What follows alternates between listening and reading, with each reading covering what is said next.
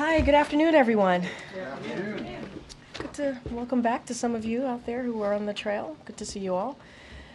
Okay, as you just heard from the President Biden, he spoke with President-elect Trump to congratulate him on his victory. He also assured him that he would direct his entire administration to work with his team to ensure a peaceful and orderly transition of power. That is what the American people deserve. He also spoke with the Vice President to congratulate her on a historic, inspiring campaign.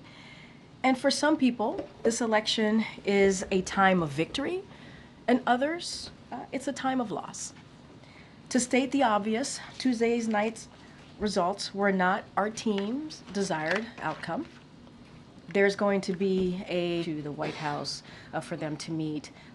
Our teams, their team and our team are working on that, and we certainly will share once we lock something in the near future.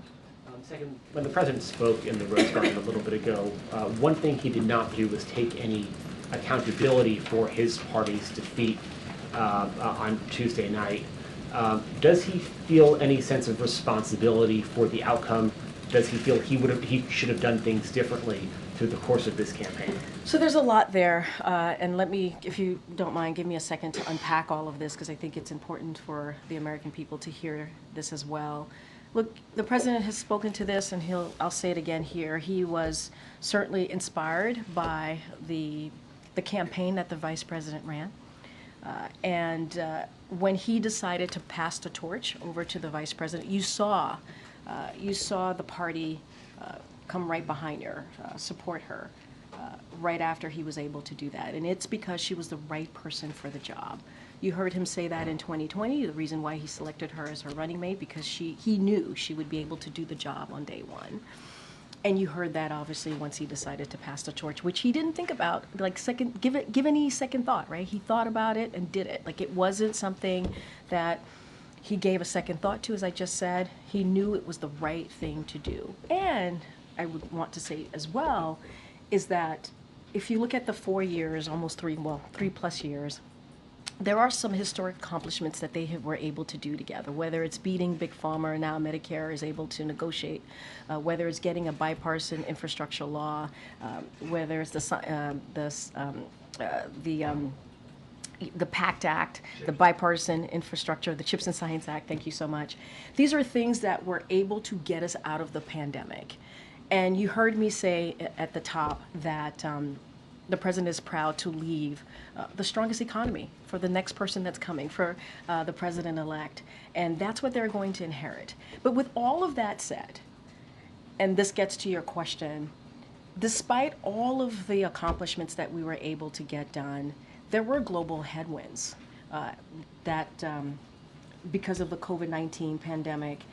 Obviously, COVID-19 led to disruptions with the supply chain, and it had a political toll on many incumbents if you look at what happened in 2024 globally. And that's part of what you saw, right? You saw that there was a political toll on incumbent parties around the world here. Now, I'm going to be very mindful and leave the political analysis to the pundits. They're going to dig in, they're going to look under the hood, they're going to see exactly what happened. But what we saw 2 nights ago was not unusual to what we have seen from the incumbencies around the world on the global stage. To restate my question, does the president feel any responsibility for the outcome? The president understands that he's going to respect the will of the people. That's what he understands. He understands that the American people made a decision, and he's going to respect that. He believed he made the right decision. When he stepped aside, decided that he wasn't going to run, he automatically... Guys, here's the thing, and we can't rewrite history. We have to remember what happened in 2022. 2022 is a perfect example, actually, because when we came out of 2022 midterms, we saw a successful midterms for any new administration in over 60 years. And it was because of the president's policies. And let's not forget that all of the accomplishments that the president did, again, I had listed the bipartisan infrastructure legislation, CHIPS and Science Act, the Inflation Reduction Act. Those are popular with the American people. They are. Those policies were indeed popular. And that's what got us through the 2022 midterm. It was supposed to be a red wave. That didn't happen. And so coming out of that, we did see some historic markers there. And so the president believed that he needed to do, he's always going to put the American people first. When he decided to step down and endorse immediately the vice president, that's what he thought was the right thing to do in that moment, in that time. One last one for me. Sure, I'm sure my colleagues have a few to unpack there. But, the president entered office. He said he went around and traveled around the world, met with leaders, and he's always would recount this anecdote of, I'd say America is back, and then they would say, but for how long? The world now has that answer. It was 4 years and 2 days. Does the president feel like he has let down America's allies and partners, that now some of the very different worldview than him will now be in the Oval Office? So look, I'm not going to get into what the president-elect is going to do, not going to do. I'm not going to do that. What I'm going to say is the president's message is going to continue to be the same. American leadership matters. How we conduct ourselves on the global stage matters. We are indispensable nation on the world stage. That is what the president believes. And that is something that he's heard, to your point, when he was around the world. And he appreciates the cooperation that he's received from our partners and our allies. If you think about Ukraine and how we were able to make NATO stronger and get more than 50 countries behind Ukraine. When you think about what's happening in the Indo-Pacific to the Middle East. And so cannot speak to what the next administration is going to do. I can only speak to what the president was proud that he was able to do over the last 3+ years. And that's going to continue to be our focus. And that's what we believe is the right thing to do on behalf of the American people. Okay, Nancy. Thank you. Does the president have any regrets about when he chose to leave the race, or any regrets about deciding to run for a second term? So, look, the president is very proud of what he was able to accomplish. He was very proud, and when he made that decision to hand over the torch, pass the torch to the vice president, he believed it was the right decision to make at that time. He believed that she was ready. She was ready to lead on day one, and has been very proud in what he's been able to deliver. And as I was talking to Zeke, or answering Zeke's question moments ago, what we saw 2 nights ago was certainly very much in line to what we've seen in other G7 countries. In incumbencies, the role, the toll that the pandemic took, even though we were able to lead in the world when it comes to the economy, we saw what happened in other G7 countries. And so that is what we believe. Look, there's going to be a lot of punditry, a lot of election experts who are going to have their opinions, who are going to have their thoughts, but the president is very, very proud of what he's been able to accomplish, and incredibly impressed by what the vice president was able to do. Has the president been hearing from foreign leaders about the outcome of this election, and have they expressed any concerns to him? What has his message been to them? So I don't have any calls to read out about the president speaking to foreign leaders. It's only been two days, as I just mentioned, and so don't have anything for you to read out. But it's very much what I just said moments ago about his message to world leaders about how important it is to have our participation, Americans' leadership on the world stage, and what that means. And we've been able to see that for the last 3+ years, whether it's Ukraine, whether it's the Middle East, whether it's Indo-Pacific. A lot of that, making NATO stronger, was certainly the president's leadership, and that's what other allies and partners, that's what they rely on us on. And so we're going to continue to do that. That's going to be our focus in the next 74 days. I just don't have anything to read out. But our message is America is going to continue to be there. I can't speak to what the next administration is going to do. And the president said today that he's going to assist with the transition. Yeah. Has the Trump transition team been responsive? Have they taken the steps that need to be taken so far in order to ensure an orderly So, transition? if you're talking about the MOUs that the transition teams need to sign, as of now, the Trump-Vance transition team has not yet entered the agreements with the White House and the General Services. And our Chief of Staff, Jeff Zients, reached out to the Trump-Vance co-chairs. And so we're going to leave that line of communications open. We're going to be helpful here. We want to have an effective, efficient transition of power, and so we are ready to provide that.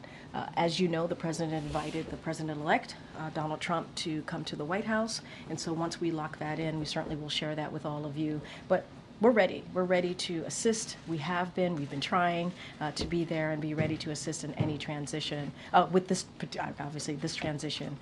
And so we're going to reach out, have those conversations, and so I'll just leave it there. Okay. Thanks, Karine. Does President Biden believe he could have won if he stayed in this race? President Biden believes that he made the right decision when he decided to step aside and immediately endorsed the vice president, and you saw the party come behind her, support her, and he believed it was the right thing for the American people. He put himself aside. This was not about him. This is about what was right for the American people, and that's what he believes. He believes it was the right decision to make, and he's very incredibly proud. And just to follow up on the previous questions, the president said when he stepped aside that his #1 priority was making sure that Vice President Harris would succeed him at the White House. That, of course, is not going to happen. So does he have any regrets? In which way? Any regrets in? How it all played out since? I mean, I said this at the top. This was not the outcome that our team had wanted. So are we disappointed? Yes, we are disappointed. It would be false for me to say that we were not. But we also respect. We respect the outcome of the election. We respect what the American people voted for, wanted. And so because of that, the president is also going to make sure there is a peaceful transfer of power, because that's what the American people deserve. And so, you know, not going to get into analysis here of specifics of what happened, but what we know is the results. And so, are we disappointed? Of course.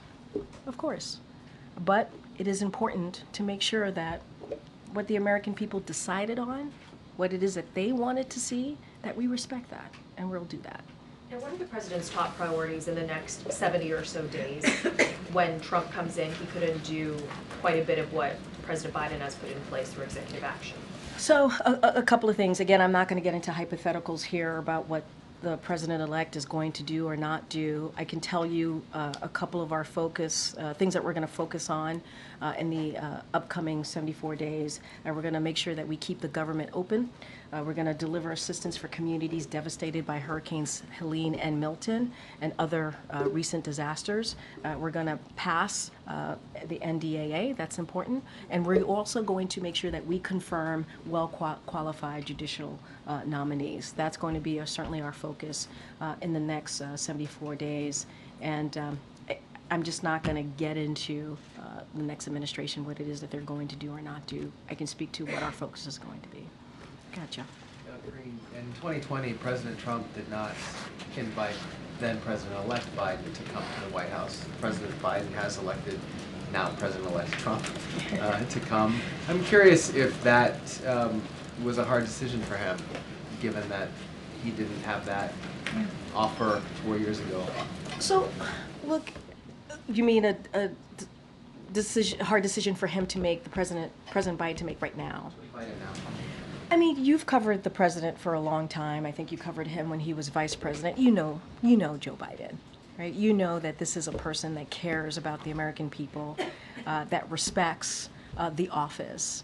And if anything, he has shown that not just the 3+ years, he has shown that as senator, as vice president. And so it is not surprising to me that he would do the right thing on behalf of the American people. This is not about the president-elect, right? This is about the American people. They deserve a peaceful transfer of power. That's what this president understands and wants to make sure that we execute the Biden-Harris administration. And so that is what you saw. That's what you're going to see. That's what you heard from him. You heard that from the vice president as well yesterday when she was at Howard. And that's what you're going to see over the next 74 days. So it is, I think it is in line with who this president is and how he sees the importance of respecting the American people and how it is important to make sure we truly, truly have a peaceful transfer of power. And him being the president, the current president, the onus is on him to make sure that happens. There's been a lot of criticism in the last couple of days directly addressed at President Biden for some of the questions that have already been asked. Running in the first place or not stepping aside faster. Some of that criticism has also been directed at his team and the advisors around him for advising him to do what he did. Can you address that criticism? To do what he did, meaning? Running again, not stepping aside faster, and showing what some people say, quoting folks here, an arrogance of believing he was the only one who could beat Donald Trump. I mean, well, you said something at the end that I do want to just kind of reiterate and remind folks, and it was a good reminder to me, which is like, look, this is the president who has been the only person has been able to beat Donald Trump. I mean, that is true. In 2020, he was able to do that. There were more than 20 candidates who tried to beat him, and he was the one that has been able to do that. I talked about what happened in the midterms, how it was historical for a new administration in more than 60 years to have been able to have that type of outcome from the 2022 midterms when everybody said it would be a red wave. What I will also say is that he's incredibly proud of the campaign that this vice president ran. Incredibly proud of her. And when he did decide to step aside, he immediately endorsed her, and the party unified behind her. They did. He said that. My question is just if you can or want to Yeah. address the criticism that's being directed at him for this loss. There's going to be a lot of people who are going to say a lot of things. There's going to be election experts who are going to look under the hood in the next couple of days and weeks and months, as I've said already, and they're going to have their opinion on this race. What I can say is that, and this is something the president says all the time, you get knocked down, you get back up. And the president said this moments again, this is a defeat, but we are not defeated. And the president believed he made the right decision on behalf of the American people, on behalf of this country, to step aside. And we saw what happened in 2022 after the midterms. We saw where we were at that time. And this is how elections are. This is. It ebbs and flows. You win, you lose. And this is where we are today. What we're going to focus on is respecting the American people and how we move forward in the next 74 days. Thank you, Karine. You talked about the influence that the 2022 midterms had on the president's thinking to decide to run for re-election. But around that time in 2023, polls showed that roughly 80% of Americans believed at that time that the president was too old to serve another term. Did he believe those voters were wrong? What he believed is what 14 million voters decided in the primary to make him, and the vice president, obviously she was on the ticket, the nominee. That's what happened. 14 million for this current past primary. 14 million Americans decided that. So they made their decision on who they wanted. They did. That was decided. Now, as we know, in July, the president made a decision to step aside, and he immediately, again, decided to, without thought, without second guessing, endorsed the vice president. So you had 14 million Americans who made that decision in the primary. But around that time in 2023, the president's team also very firmly encouraged other rising stars, luminaries in the party, people who had participated in the primaries in the 2020 cycle, to rally behind the president and not to consider their own ambitions. Was that the wrong call? I'm not going to get into conversations. I'm not going to get into that reporting. It is not unusual for people to rally behind the leader of the party. In this case is in this case is Joe Biden for the Democratic Party. It is not unusual for that to happen. I'm not going to relitigate or get into what was said, not said. I actually don't have any information on that. What I can say is what the president decided to do, what the president believed, and what the president's going to continue to do is put the American people first. That is the most important thing for him. Does the president have worries about what the country and what this office will look like after January 20th? Look, the president is going to certainly, again, respect what majority of Americans decided. They decided they wanted Donald Trump to be president, and he's going to respect that. I don't want to get into hypotheticals about what's going to happen in the next administration, not happen in the next administration. We are proud. The president is incredibly proud of what he has been able to do for the American people. And that's going to continue to be his focus. I talked about the legislative focuses that we're going to have in the next 74 days. And he wants to continue to implement those historic legislations, now laws, that he was able to get done. And, you know, the next administration is going to inherit a strong economy, which he's very proud about. But I think for now I'm going to leave it there. And does the president hope to meet with the president-elect before leaving to go to South America, where he'll meet with world leaders? What I can tell you, it'll be in the near future. We're going to work that out. Certainly his staff is going to work with the staff of the president-elect to find a time that works for both. I can't say the timing just yet, but certainly you all will know when that occurs. But I can say for sure it will be in the near future. Okay. Thank you, Karine. So does the president believe that he could have beat Donald Trump? What the president believes is that he did the right thing for the American people. I'm not going to get into, what could have, would have. He believed he did the right thing. He believed that the vice president ran a great campaign. He's incredibly proud of what she's been able to do, and how she was able to unify the party, and how she stepped up and was able to get running with a impressive campaign. And so that's what he believed. He thought it was the right thing to do.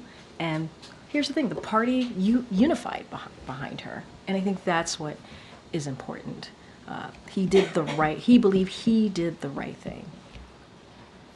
So Republicans have threatened to repeal the Inflation Reduction Act. Mm-hmm. Does the White House have any plans to take any actions to safeguard some of the measures, such as clean energy investments, for instance? So a couple of things. I do want to talk about the Inflation Reduction Act. That is a popular piece of legislation, obviously, that became law. That is, when you think about climate change, the most comprehensive law to be passed to deal with climate change. I talked about beating Big Pharma. When you think about Medicare now being able to negotiate, and not only that, you're obviously to negotiate to lower cost. I mean, there is so much that comes out of the Inflation Reduction Act. Only Democrats voted for it. You have heard us warn about Congress trying to repeal that, and it is popular. We saw what happened when they tried to repeal the ACA, the Affordable Care Act, which became popular and helped tens of millions of people get health care. And so that should be a warning for them. That should be a warning for them, not to go after something that actually helps the American people, that actually delivers on key priorities, and that is actually popular. So I'll leave it there. Go ahead, John. Thanks, Karine. One of the issues debated, discussed quite a bit during the course of the campaign was the issue of reproductive rights. Is the White House, the president, concerned that with a Republican in the White House, Republicans controlling the Senate, a super conservative majority on the Supreme Court, at the very least, we don't know what's going to happen in the House, that reproductive freedoms for women will be rolled back? I mean, that is something that we have said consistently that we are concerned about. I believe 3 national bans on abortion were introduced in Congress. This is something that Republican elected officials continue to go after, the rights for women to make decisions on their own body. Very difficult decision, a decision that should be kept between a woman, her family, and her doctor. And so, it is incredibly concerning. And We're talking about women across the country whose health could be at risk. And so what I can say is the president and the vice president is going to continue to stand with majority of Americans on calling on Congress to restore the protections of Roe v. Wade. That's what we want to see. Are we concerned? Yes, we're concerned. Nothing changes about our concern about that post-election. And Republicans in Congress have made themselves very, very clear. And so we're going to do everything that we can when we have taken steps to protect women and this decision and important critical decisions that they have to make. And so that will certainly continue. You said the vice president ran a great campaign, and yet she underperformed in every state compared with President Biden when he ran in 2020. Why do you suppose that was? I'm not going to do punditry from here. That is not something that I'm going to do. I'm not going to dive into the data. I'm not going to do that. There's going to be plenty of time for election experts to look under the hood, to tinker around in it, figure out what happened. I'll leave that to them to deal with. But I would say she ran an impressive campaign. Some of you reported that. What she was able to do, it was impressive. How the amount of money she was able to raise, how she was able to put together a campaign around her, right? A campaign that obviously the president built and was happy to hand that over to her, and she stepped up to the moment. Now there's going to be a lot that's going to be discussed about what happened, the data, exactly what occurred, and so I'm going to leave that to them. But what I will say, and I think this is just a data point that I've been talking about what we've seen in G7 countries, what we've seen with incumbencies after the pandemic, because what the disruptions that the pandemic caused, even though we did everything that we could to have policies to get us out of the pandemic and leading the world on the economic front, there were political toll, right? The pandemic led to some political tolls for incumbencies. That's just a data point that I'm sharing with all of you that has been consistent to what we've seen with G7 countries. And so I'll just leave it there. Go ahead, Karen. Thanks, Karine. We heard the president say recently in the summer that the former President Trump's vision for America is dark and that it's not who we are. But given the results on Tuesday night, does he think he misjudged where the country is right now? Look, the country spoke. They did. Majority of the country spoke. They were very clear on where they wanted to see the direction of this country. And we're going to respect that. We are. We're going to respect that. But to your question about what the president said, the president always believes it is important to be honest. He sees it as an obligation to be honest to the American people. And that's what you heard from the president that said there. But again, American people made a decision. We're going to respect that. We're going to have a peaceful transfer of power. That is something the president is going to lead, right? He's going to lead by example. That's what you're going to continue to see in the next 74 days. Thanks, Karine. Picking up on that point just a little bit, earlier you said that the White House's view when it came to reproductive rights did not change from pre- and post-election. The president repeatedly referred to Donald Trump as a threat to democracy over and over again. And this morning, though, he said we're all going to be okay. So, was that just political rhetoric? I mean, if you know the president, you know that him saying we're all going to be okay, he's an optimist, right? He believes when you get knocked down, you get back up. We lost, but we're not defeated, right? We suffered a defeat, but we're not defeated. And that is the president's optimistic nature. And it's very similar to the question that I just got from Karen. The president believes, as you asked me about the threat to democracy, believes in being an obligation to be honest to the American people. And we cannot forget, it wasn't, just really quickly, it wasn't just the president who was saying this, right? I mean, you had the former president, now the president-elect, talked about an enemy within. Right? He talked about mistreating Americans who disagree with him, about terminating the Constitution. We heard from his former Chief of Staff, John Kelly. And let's not forget the former Defense Secretary, Mark Esper. We heard from them and what they had to say. So we weren't the only ones saying that. And the president does believe that he needs to be honest, has an obligation to be honest to the American people. Now we're in a situation where the American people have spoken, and we're going to respect the outcome of the election 2 days ago because we have to respect our election system. It's important to do that. And at the same time, he's still a leader. He wants to make sure that he shows optimism, right? He wants to make sure that people understand that there is a tomorrow, right? There is going to be another opportunity to have your voices heard. And so that is very much quintessential Joe Biden, I think, if you have followed him and really reported on him for the past several years. To be clear, do you still believe that Donald Trump is a threat to democracy?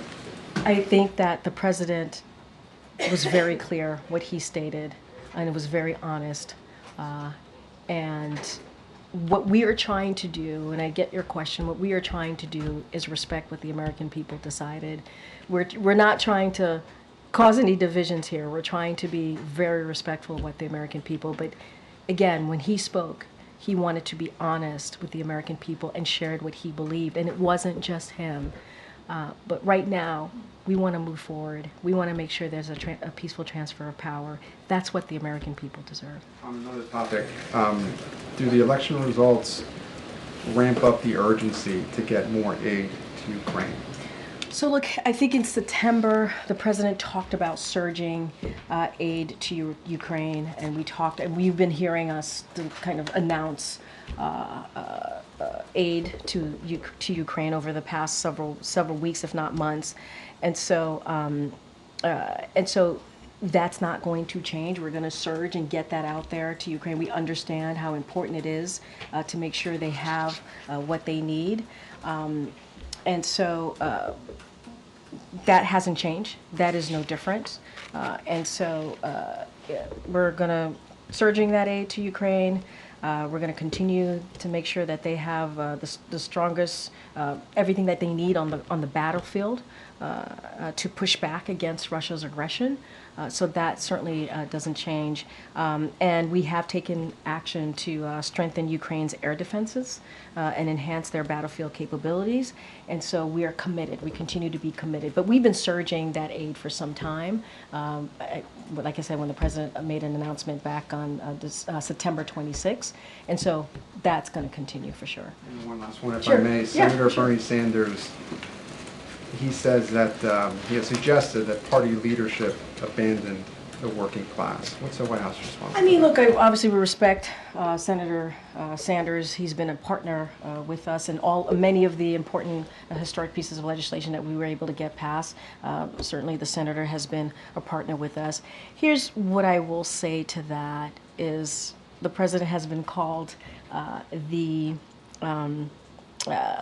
most pro-union president when it comes to working class, right? Pro-union, if you think about unions, we're talking about the working class, right? And he's done everything that he could to make sure that we created jobs where you don't need a college degree, right? Think about the Bipartisan Infrastructure Act, you think about the CHIPS and Science Act.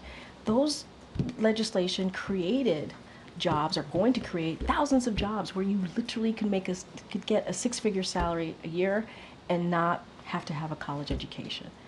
And the president created 16 million jobs in the past more than 3+ years. And it is because wages went up, right? Unemployment has gone down. And he believes everybody deserves a shot. You hear him say that. Everybody deserves a shot. And building an economy from the bottom up, middle out, making sure that we are continuing to grow the middle class. I think you see that in his policies. And so, respectfully disagree with the senator, and I think you can talk to unions, you could see the jobs that we've been able to create to disprove that. And this is a president that cares certainly about the people who do get forgotten, the people who are not able to make ends meet. He understands what it's like to sit around a kitchen table trying to figure out how you're going to pay for a medical bill, how are you going to pay for your kids' school, how are you going to pay for groceries. And so does the vice president. Go ahead, Kim. President-elect Trump has heard from a number of world leaders since the election, Xi, Macron, Zelensky, Netanyahu. What is the level of concern that Trump may try to conduct foreign policy in this transition period and get in the way of some of the president's foreign policy priorities? I mean, look, it's not unusual right, for a president-elect to hear for world leaders, especially after an election win. I don't have anything beyond that. I'm not going to speculate beyond that, and so I'm just gonna leave it there. And does the president see this election as a setback to some of the efforts he's been making to try to get the hostages released, to try to, bring peace to Gaza? So look, since you mentioned Gaza, we're going to continue to work to get to advance diplomatic efforts, obviously to end the war in Gaza and secure the release of all the hostages. That's what we're going to continue to do, and as well as our efforts to get to a resolution in Lebanon that ensures citizens on both sides of the blue line can safely return home. And so that's going to continue in the next 74 days. That's going to continue to be a focus, and that's going to continue to be a commitment. Does this make it harder, though? It's asking for speculation. I'm not going to speculate. All I can speak to is what we're committed to do, but that doesn't change. That certainly doesn't change. Go ahead, Tam. Thank you. As you said, the Trump team hasn't yet signed those memorandums of understanding with GSA. Does that in any way impede your ability to help there be a smooth transition? Are there any practical implications in terms of what this White House is able to do? Okay, a couple of things. I'm glad you asked this. So there are two memoranda of understanding under the President Transition Act. The first one is the MOU that's with the GSA, which offers services like office space, equipment, and supplies. And then the second MOU is with the White House, which outlines access to agency employees, facilitates and information. So yesterday, the Chief of Staff here, Jeff Zients, reached out to Trump Vance transition co-chairs, that's Howard Lutnick and also Linda McMahon, to make clear our intention to lead an orderly transition and reiterate the role the agreements play in initiating transition activities. Zients, Jeff, acknowledged the public comments in mid-October by co-chairs that they intend to execute on the MOUs, which both parties in the past transition have agreed to. So he stressed that the White House and the administration, we're ready to assist. They said that they were going to, and so we'll leave that to them. What happens if they don't get signed? I'm not going to get into hypotheticals from here. Anything now? I mean, look, we're here to assist. We want to have a peaceful transition of power. We want to make sure they have what they need. I laid out, there was a reason I wanted to lay out the two MOUs for folks to understand. And look, they said they have an intent to do so. We're going to leave it to them. That is really a question for them to answer. We are ready. We are prepared. We want this to work. And so we stand by that. And we heard from the president today. However, he did not take questions. We're hearing from you. We would like to hear from the president. It's traditional for the president to come out. It would be much easier to ask him, for instance, how he feels about the election. Sure. Are you going to make that happen? He will be looking forward to talking to all of you soon. And when that happens, we will let you know. You're talking about like a actual press conference? Press conference. Okay, we have 74 days. Go ahead, Dan. Thanks, Karine. Does President Biden... does President Biden fear for Ukraine's future after Donald Trump's victory, given that he's talks about cutting aid, about pushing through a peace deal? Look, I've been pretty consistent the past couple of questions. I don't want to speculate what the administration is going to do or not do. I'm going to focus on today. I'm going to focus on the next 74 days. That's what I can speak to. As you've seen, this president, our allies and partners have rallied behind Ukraine, stood up to Putin's brutal invasion of Ukraine, building a coalition of more than 50 countries to make sure Ukraine had what it needed on the battlefield. And we're going to continue to do that. We're going to continue to surge assistance, support that they need to Ukraine so that they are able to defend their freedom and fight for their independence. And protect themselves from Russia's aggression. That is what we're committed to. That's what we're going to continue to do. I'm just not going to stand here and speak to what the administration is going to do or not going to do, the upcoming administration. Well, I'm going to ask you to speculate one more time about something else. On a related note, I mean, Vladimir Putin said today he was ready to talk to Donald Trump. Would that be a good idea, do you think? I'm just not going to speak to that. I mean, he's the president-elect. That's what the American people decided. I can speak to what we're going to do the next 74 days, our continued commitment to make sure that Ukraine has what it needs to beat back Putin's aggression, and that's what I'm going to speak to. Okay. Thanks, Karine. I have two questions on pardons. The first, does the president intend to pardon any administration officials or people that Trump has threatened with any sort of legal actions? He's got 74 days, as you mentioned. Yeah, I know pardons is going to be a big part of the questions that I get here over the next several weeks and couple of months that we have. I don't have anything to share or any thought process on pardons. Once we have something to share, we certainly will share that. Secondly, his son, Hunter, is also up for being sentenced next month. Does the president have any intention of pardoning him? We've been asked that question multiple times. Our answer stands, which is no. You mentioned 2 MOUs. Yeah.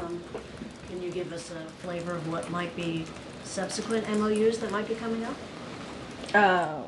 I was talking about the transition and how that there's 2 MOUs that are related to the Transition Act, Transition Presidential Act, and that's what I was speaking to. I don't have anything else beyond that. This is part of the Transition Presidential Act, and that's what I was speaking of. I just wanted to make sure that there was an understanding that there's 2 MOUs. I don't have anything beyond that. Okay. Okay. Is the president still planning to attend APEC and the G20 summits next week? And if so, given there's such little time in office, what does he aim to do there, accomplish there? So look, he is planning to attend both conferences, if you will. He's going to be going to Peru and Brazil to attend those conferences respectfully. We will have more to share. I don't have anything beyond that, but I can confirm that the president will be attending. Okay, Anita in the back. Thank you. 2 foreign policy questions. First of all, what are your top foreign policy objectives in the next 74 days, especially vis-a-vis the Americans being held in Gaza and in Ukraine? What are you doing to work to, if you can't solve these problems in the next 74 days, to handle it in the next administration? So look, the president's going to continue, as more broadly speaking of, in more general terms, speaking of the president's focus on foreign policy. He's going to continue to push forward with the progress that we've made over the 3+ years, and that's been on an array of important issues. Whether I've been talking about Ukraine, whether it's continuing to strengthen our alliances and partnership, standing with Ukraine, making sure they have what they need on the ground to beat back against Putin's aggression, tackling challenges we face in the range from Indo-Pacific to the Middle East. So that will continue to be the president's focus on foreign policy matters, certainly that are important to the American people. I spoke to Gaza already when I was asked a question about Gaza. We're going to have those diplomatic conversations. We want to make sure that we bring the hostages home. That is all the hostages. That is a focus. And let's not forget Lebanon as well. We want to make sure there's a resolution there. And so that's a lot. That is nothing new to what the president has been focused on for the past several months or past 3+ years, and so we're going to continue to do that. With the next administration may be finalizing the deal and getting the credit for that if you line it up? I mean, look, this is about what's right for the American people. This is right. I mean, I just said moments ago the president is very proud to be handing over the strongest economy. The next administration is going to inherit a strong economy, and the president's proud about that. He's proud that he's been able to do the work so that the next administration will inherit that. And so, look, we're going to focus on what we can do right now in the next 74 days. And everything that this president does, every focus that he has is on the American people. And that's what we're going to continue to do. At the G20, what is the president's message to China and the other 19 members of the G20, especially vis-a-vis climate change, which, President Trump has a very different policy? Yeah, and we'll have more to share on what the goals and what the message is going to be when the president travels next week. I was able to confirm that he'll be attending those 2 conferences. We'll have more to share for you all, but I think we've been very clear on our messaging when it comes to the Indo-Pacific, when it comes to China. I think we've been very clear on that, but we will certainly have more to share. Go ahead, Jerry.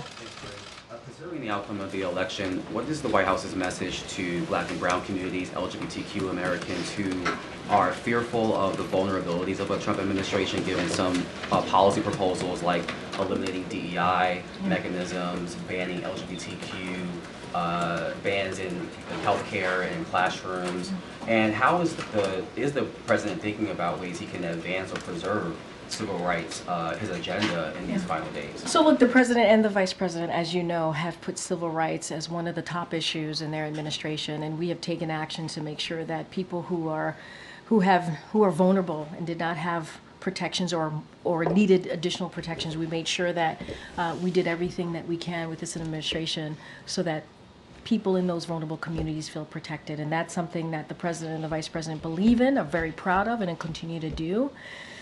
And when it comes to this election, I said this, we did not have the desired outcome. There are some people who are celebrating and some people who are heartbroken by this moment.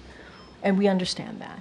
But the reality is majority of the American people voted, and so we're going to respect that. I don't have any new policies to speak to, but for those who are hurting, we see you, we hear you, we understand what you're going through, but don't have anything else to speak to. One more question. There are reports of racist text messages targeting Black Americans being sent across the country, particularly on college campuses, Ohio State, University of Alabama, Clemson University.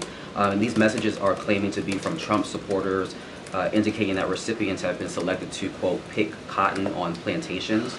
These messages were quickly condemned by campus and civil rights leaders, but is the White House tracking this, and what concern does the White House have about the outcome of the election leading to heightened hate speech? Well, look, I have not spoken to the team here about that reporting. It does sound concerning, obviously. I would have to go back and get a better sense of what is indeed happening and what, the facts are.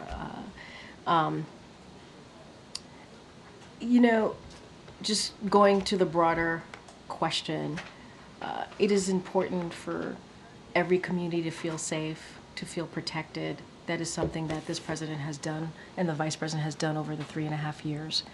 We understand how vulnerable communities can feel, and it is important that we do that.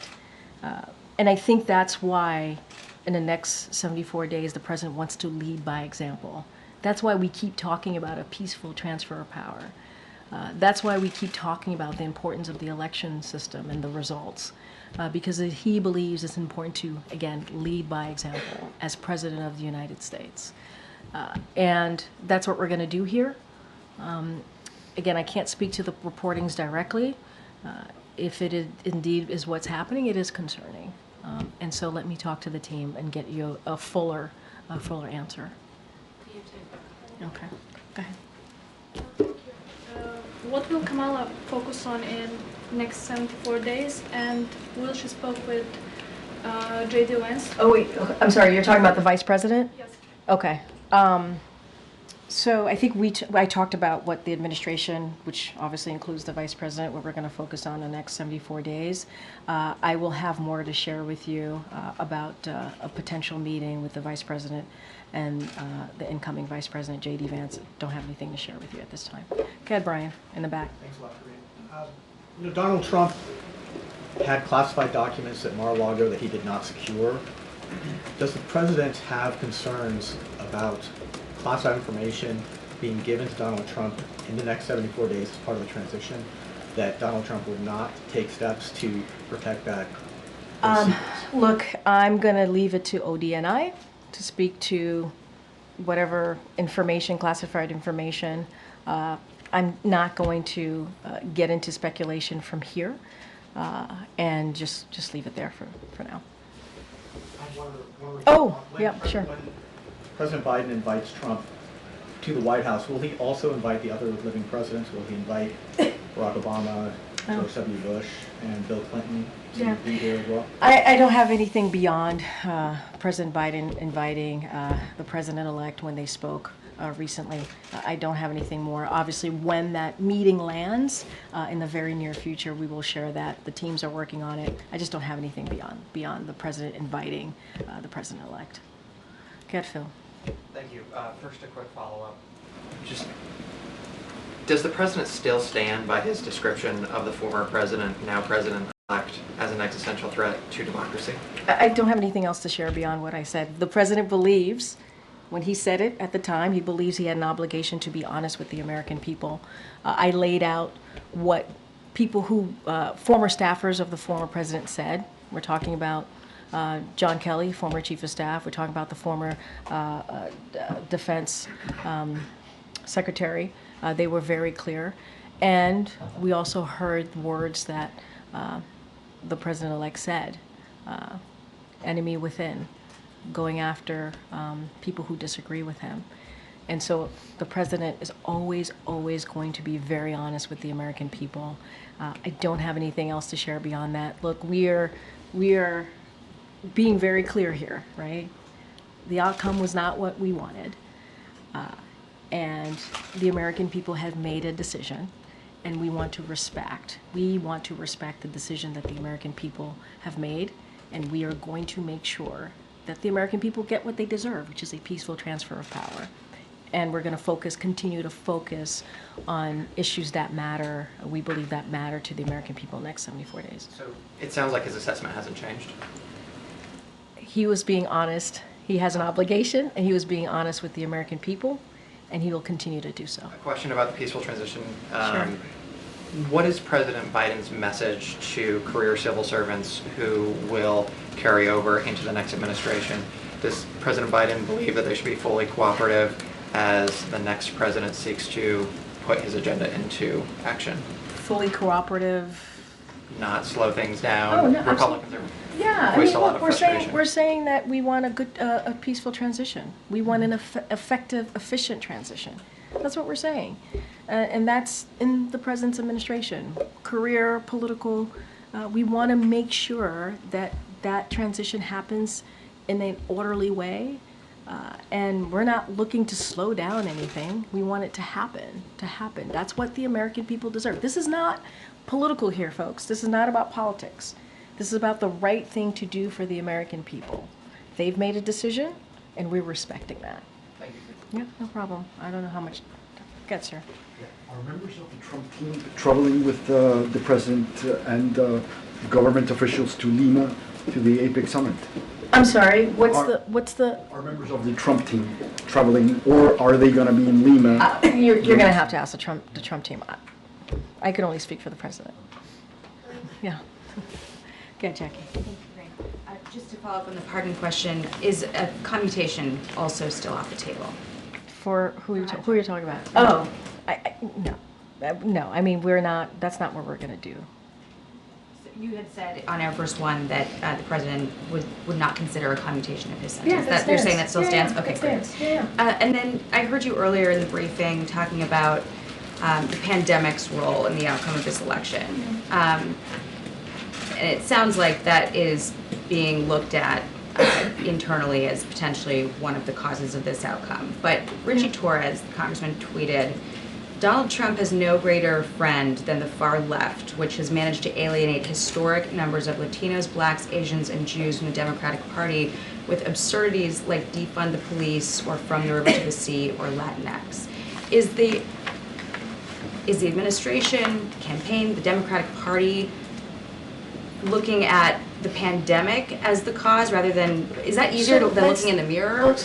Let's step back here. I think I've been, and the president and the vice president has been pretty clear in understanding that the American people have spoken and respecting that. I think we have tried to be incredibly respectful of what happened 2 nights ago. And we're going to continue to do that. And I'm not going to speak to every person in the Democratic Party who has an opinion or a thought. I'm just not. It is not something that I'm going to do. I talked about the political toll on incumbent parties around the world as a data point, right? As something that we have seen pretty consistently with G7 allies in this time. And obviously, one of the things that occurred was the pandemic. It did. It caused disruption. It caused the supply chain to be disrupted and and caused the economy to be turned upside down. While we put policies, and we are in fact leading the world on the economy, it doesn't stop the fact that there has been a political toll for incumbents. That is something that I'm telling you as a data point to share, because we know that you guys would have questions. That's a data point that I'm using. And I'm also saying that there's going to be election experts in the next days, weeks, months, who are going to, again, looking under the hood, kick the tires, trying to figure out exactly what happened 2 nights ago. And so they're the pundits. They're going to speak to that. They're the experts, and so we'll have more information as they look at the data. And so we'll leave that to them. And so I'm offering you our perspective, our thoughts, how we're going to move for the next 74 days. And I think what Americans should be assured of is that this is a president that's going to put the American people first. That's what people can be assured for. Is examination happening at all inside, though? Because as Gabe mentioned, you know, this administration messaged to millions of Americans that they're going to wake up the day after the election if Trump won and have their rights stripped away, that democracy would crumble, and the president said today we're going to be okay. So how do you square that? I can't square that. I'm going to square that in a way that hopefully makes sense, because I've been answering this question multiple times. The American people made the decision. There was an election 2 nights ago. There was. And it was a free and fair election. And we respect the election process. We do. And Americans spoke.